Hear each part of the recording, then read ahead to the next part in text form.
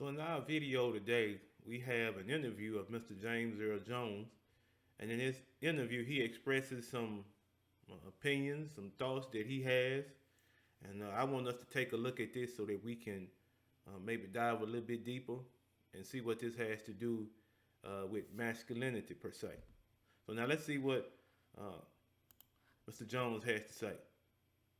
Do black men marry white women because of the nature of black women? I know in some of our earlier conversations you mentioned that the black women you've met have been uptight. What do you mean by that? Well, I'll answer the one question, what do I mean by uptight? Going toward a more militant attitude about their own identity.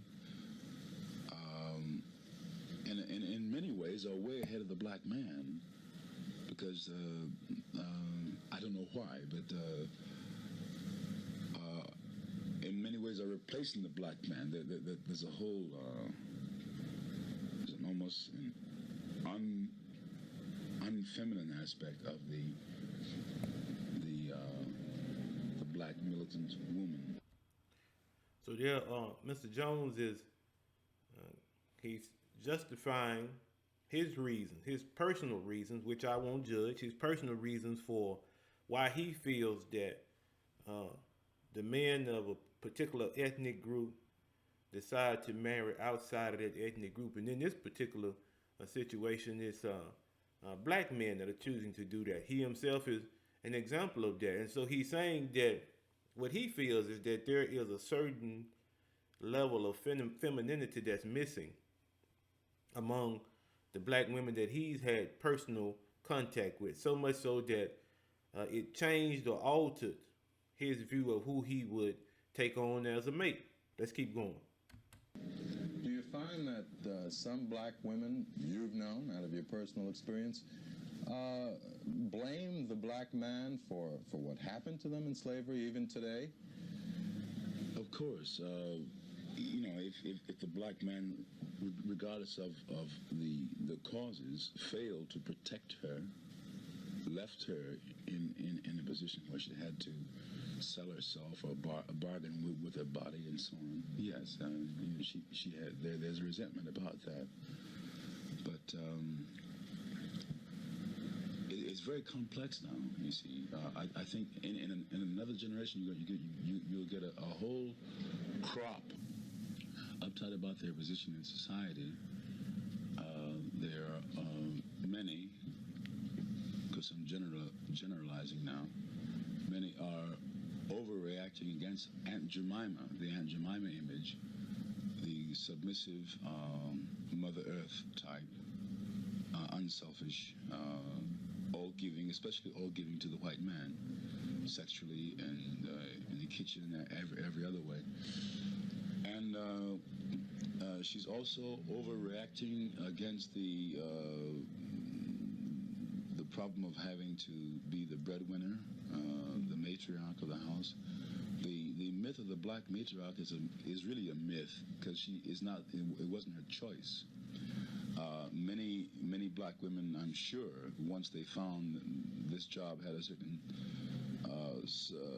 social and political dignity to it, relished it and wielded the rolling pen, like any minority group mama would do. So yeah, Mr. Jones is talking about and discussing how it is that the women of our particular ethnic group came to be in the position that they're in. He's saying that this was not due to them taking on the position or accepting the position. It was forced upon them. He's saying that from what he's seen, that the matriarchy that exists in our ethnic group is something that was kind of put upon the women because the men were unable to protect themselves. They were unable to protect the women because of the state that they found themselves in coming to this country. But let's keep going.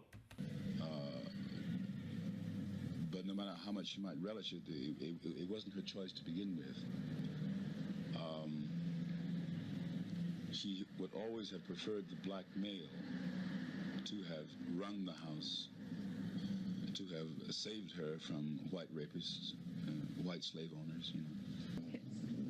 Why did you marry Jim? But first,